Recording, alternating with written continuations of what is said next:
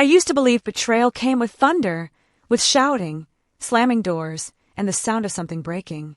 But when it finally came for me, it arrived quietly wrapped in laughter, over a glass of wine, between two people I loved. I still remember that night, as if my heart insists on replaying it just to remind me what blind trust costs. We were at our friend group's weekend dinner, the one we hosted every month. Candles, music, soft chatter. My husband, Adrian, looked particularly charming that evening. White shirt, sleeves rolled, that easy grin that could melt away tension from a room.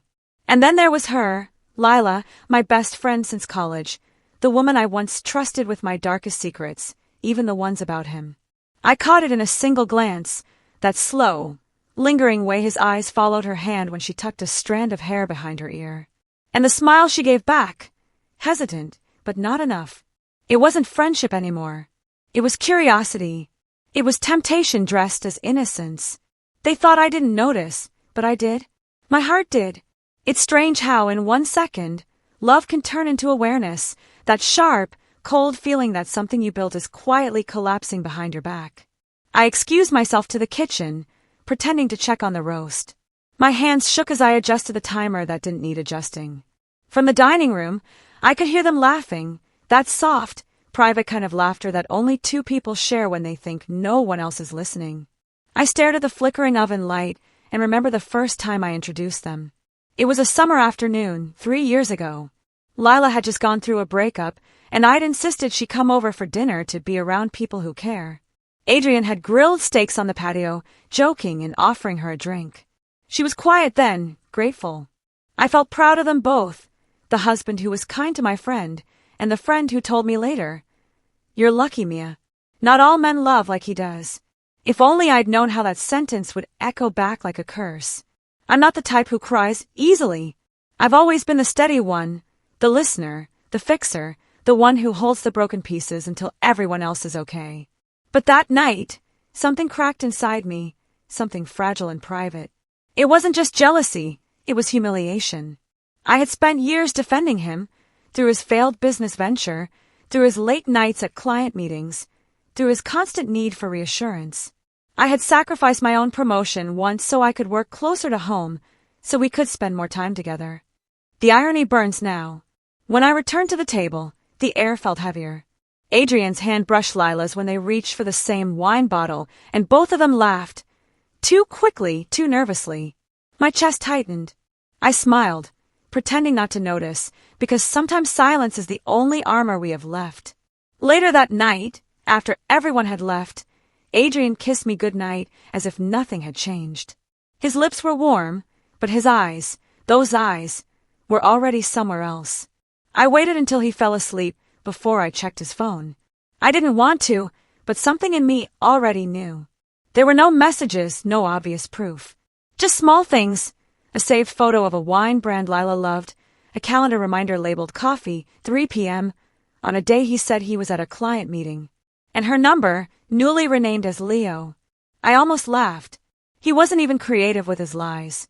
I sat there on the edge of the bed, watching him breathe, wondering if this was the same man who once stayed up all night nursing me through a fever, whispering, "You're my whole world." I realized then that maybe I wasn't his world. Maybe I was just the foundation he stood on while he reached for someone else. But I didn't confront him. Not that night. Not yet. Because anger makes noise, but revenge requires silence. The next few days were a blur of forced normalcy. He left for work. I packed his lunch. Lila called, chatting about trivial things, pretending she didn't sense the coldness in my voice. I listened, nodding at nothing, feeling like I was trapped in a slow-motion film where everyone else was oblivious to the fire behind the scenes. I started to study them, the patterns, the timing, the tone. And the more I observed, the more I saw. The chance meetings, the convenient excuses, the sudden change in how often she visited. My heart hardened with each detail until sadness was replaced by something sharper, focus. I remembered once, years ago, when I covered Lila's rent after she lost her job. She cried in my arms, swearing she'd pay me back, but I never asked for the money. I didn't care. I believed friendship wasn't about keeping score. And now, that same friend was smiling at my husband like he was the prize she'd waited her whole life to win. One night, I sat on the balcony watching the city lights and thought of all the dinners, the laughter, the shared stories. Maybe love doesn't die suddenly. Maybe it fades in the spaces between what's said and what's hidden. That's when the idea first came to me. A quiet, perfect idea. If they wanted to play games behind my back, I would bring the game to the table, literally. A dinner. A special dinner. One they'd never forget. And as I sipped my wine under the dim city glow, my reflection in the glass almost smiled. Because sometimes, the best revenge doesn't scream. It whispers through a perfectly planned evening. For the next 2 weeks, I became an actress in my own home. My lines were smooth, my smiles rehearsed, and my silence deliberate. Adrian didn't suspect a thing. If anything, he seemed more relaxed, maybe because guilt made him gentler. He brought home flowers for no reason, called me beautiful more often, and cooked breakfast one Sunday like we were a couple from a magazine ad. I let him. I even kissed him back. Because to destroy someone properly, you have to let them think everything's fine first. Lila was harder to face. Every time her name appeared on my phone screen, I felt my chest tighten. She still called like nothing had changed. Still sent memes. Still said I miss you, bestie. The first time she invited me for coffee after the dinner party, I forced myself to go. She looked radiant, glowing in that way people do when they're keeping a thrilling secret. We sat at our usual cafe, the one with the ivy-covered walls and the little bell that jingled when you entered. She ordered her usual caramel latte, and I noticed she started wearing red lipstick, the same shade I used to wear before Adrian once told me it didn't suit my skin tone. I'd stopped wearing it after that. Seeing it on her now felt like being stabbed with my own reflection. As she talked about her new freelance project, her eyes kept flicking to her phone. Once, when it buzzed, she turned it over too quickly. I didn't need to see the screen to know whose name was there. My pulse thudded in my ears, but I kept my voice calm. I'm hosting a dinner next Friday, I said casually. It's been a while since we had something special. You should come. Bring a bottle of that red wine you like. She blinked, surprised, then smiled. Of course. I'd love that. Her voice was soft, almost careful, like she didn't know whether I was extending an olive branch or setting a trap. The truth was, neither did I. Not yet. When I got home, I found Adrian on his laptop, typing with that concentrated frown he always wore when lying. Lila and her work, huh? I said lightly, sitting beside him. She told me about her new project. He hesitated, just long enough for me to see it, that flicker of panic behind his eyes.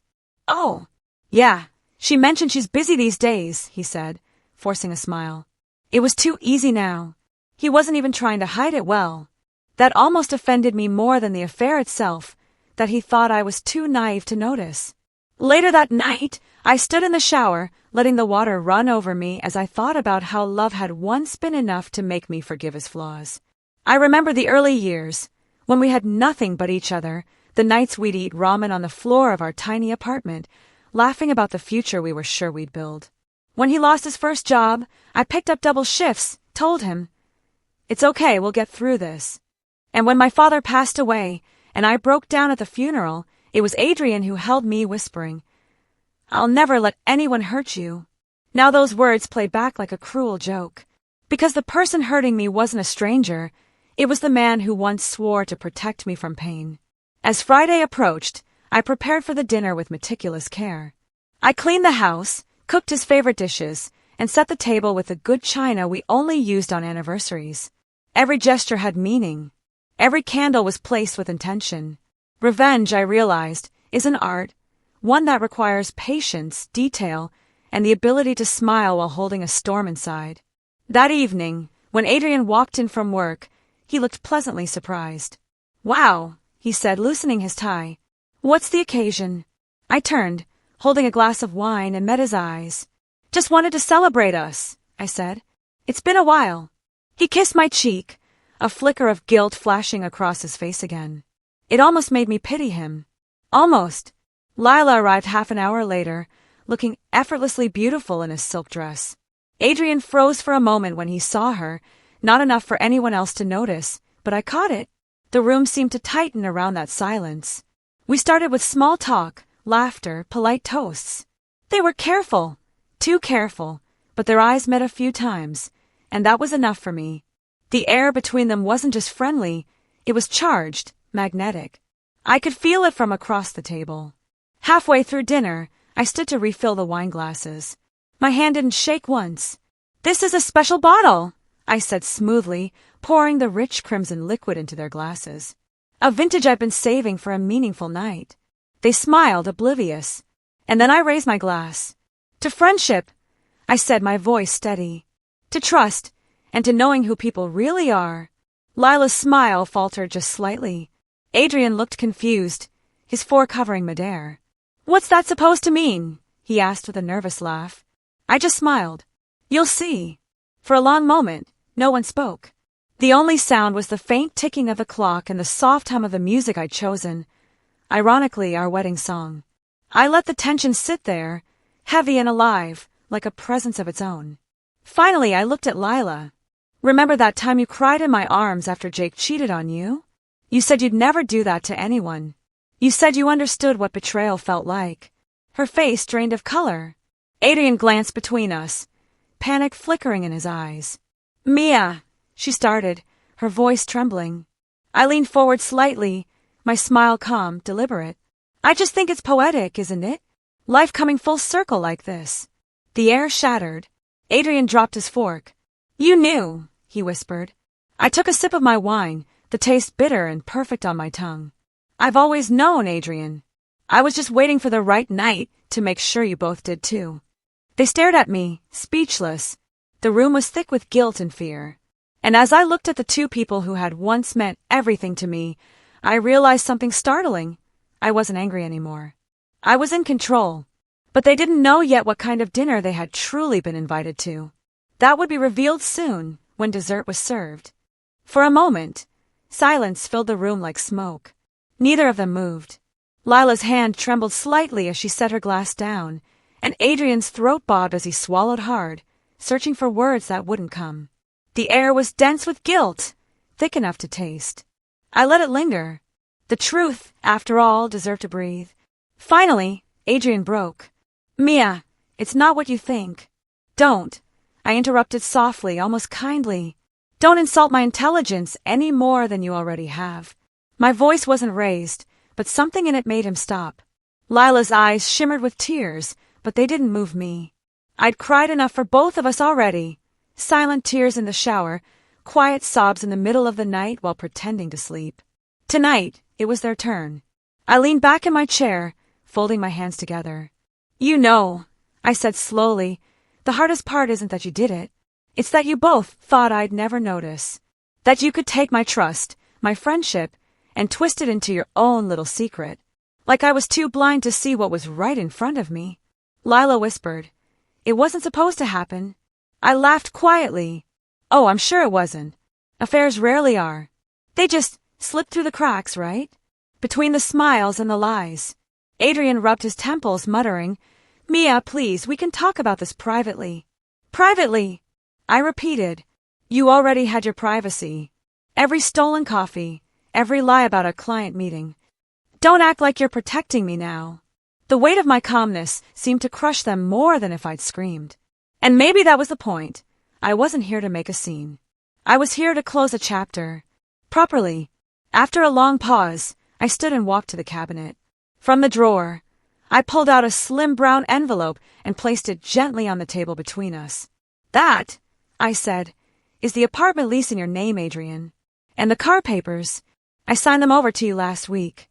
He frowned, confused. "You what?" I smiled faintly. "You always said you felt trapped. Like this house was a cage. So I'm setting you free." He opened the envelope, glancing through the documents, realization dawning too slowly. "Wait, these are copies." "They are," I said. "The originals are with my lawyer. Along with the photos." Lila stiffened. "Photos?" I met her eyes and held them. "Yes, Lila. From that motel 2 weekends ago. Room 204. You should really close the curtains next time." Her face turned white. Adrian's jaw dropped.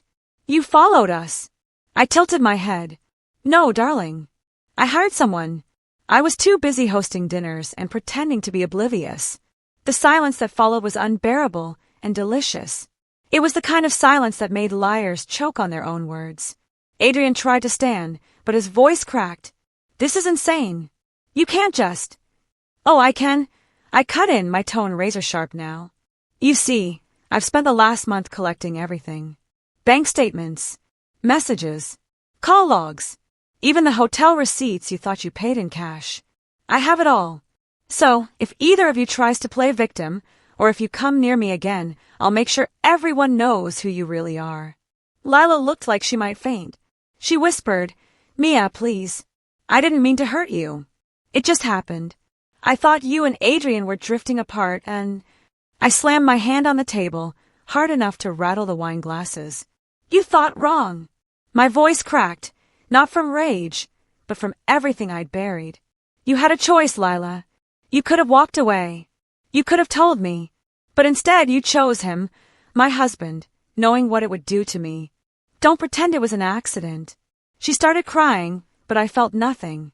Maybe pity at best. Adrian reached out as if to calm me, but I stepped back. Don't touch me, I said coldly. You don't get to touch me ever again. He lowered his hand, defeated.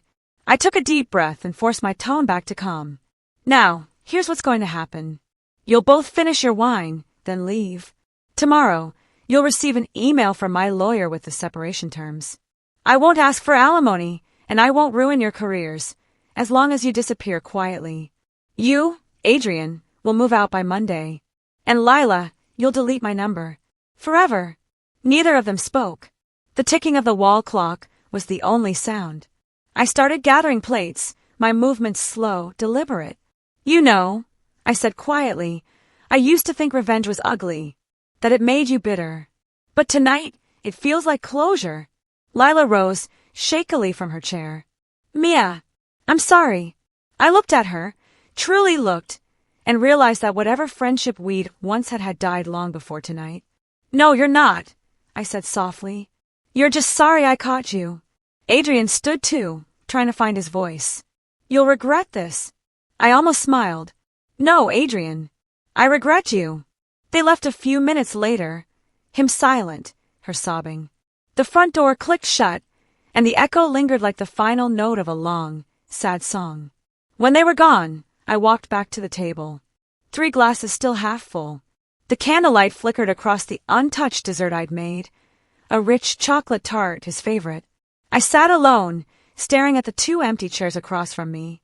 For a moment, I felt the ache of what once was. Then, I reached across and took both their glasses. Slowly, deliberately, I poured the wine down the sink. Watching the crimson swirl away felt cleansing, like draining poison from a wound. As I stood there, the quiet of the house wrapped around me. I picked up my own glass and walked to the balcony, where the city lights blinked like distant promises. The air was cool, soft against my face. Somewhere below, a car door slammed, and I knew it was them, leaving for good. I lifted my glass, whispering into the night. To truth. Then I took the final sip, savoring the calm that came after the storm. Because the thing about betrayal is, it doesn't destroy you. It reveals you. And tonight, I finally saw who I really was. The woman who smiled through the wreckage. The woman who turned heartbreak into fire. The woman who hosted the dinner of truth.